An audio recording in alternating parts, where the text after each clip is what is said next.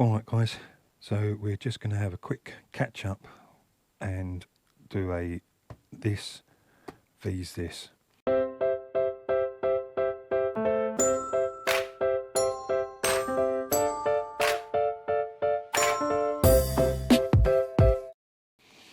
Now, I've done a video on this about different bits and pieces, saying about the surface area here and then all these little holes here. It's about 70% of all of this surface area, including the back and the sides, won't actually let moisture go through.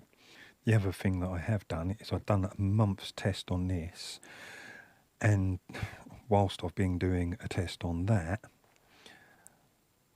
this has been sitting in my workshop, which I really only put the heating on when I need to put the heating on. If I'm out here working, it doesn't have a constant heat going all the time.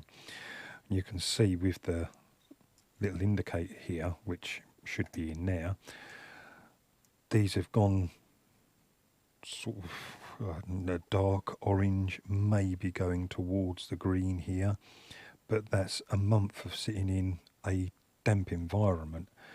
So for that to tell you that it needs drying out by using that as an indicator really isn't happening either.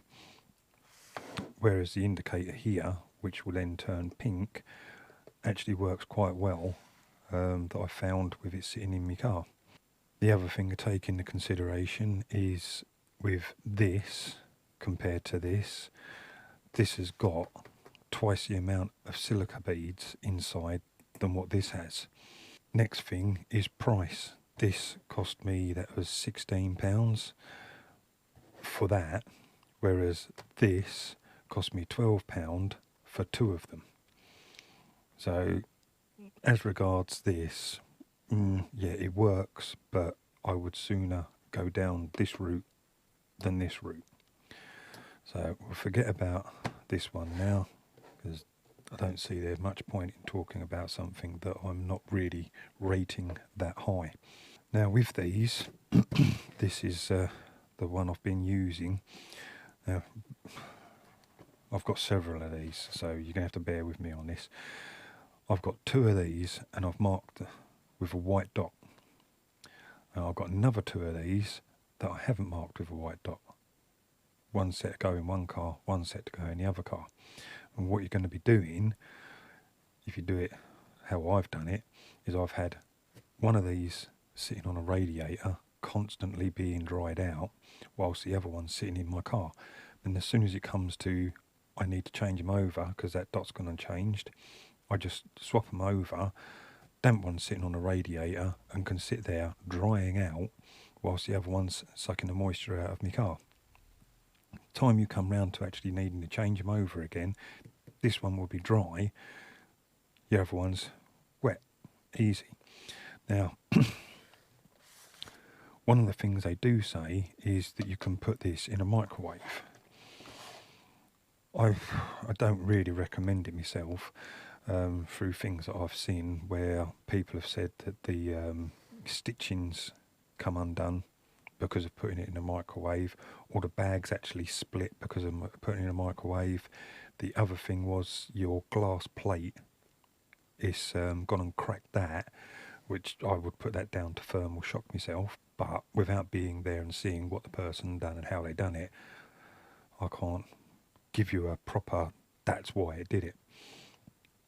So really, myself, two of these, one on a radiator, one in your car, and then just swap them over. It's going to save you on power as well, because the amount of heat that you're going to wind up losing out of your radiator because you've got that sitting on top, you ain't going to notice anything at all. The next thing that I would say is sort of like going down on a tip, which has got a little bit of an R moment to it.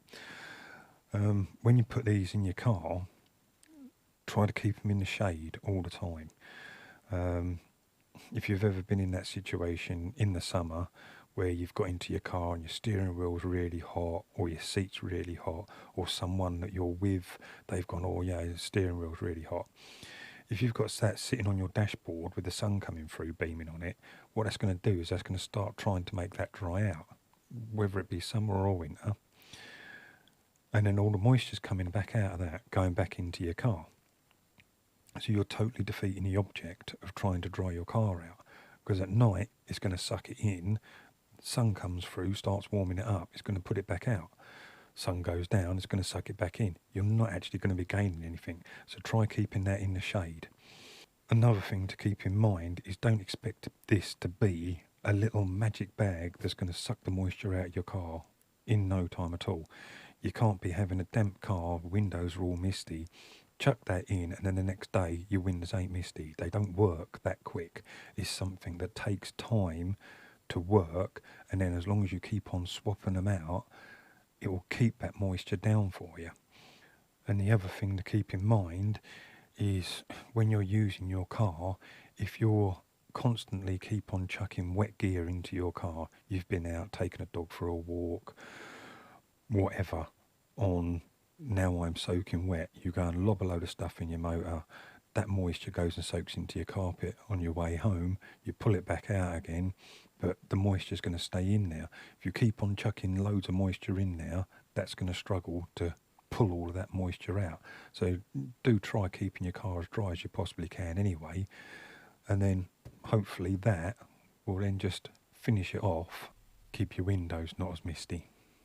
So there's really not much more I can tell you about this or the other little Pro Breeze one, apart from I'm using these now, and do find that they actually work a lot better than the Pro Breeze one. Plus, on the case of 12 quid, you can get two of them, and like I said, you just keep on swapping them about. So you're constantly putting a dry one back in there. So I think that's about it really then for this one, guys. Thanks for watching, and I'll catch you in the next one. Cheers, guys.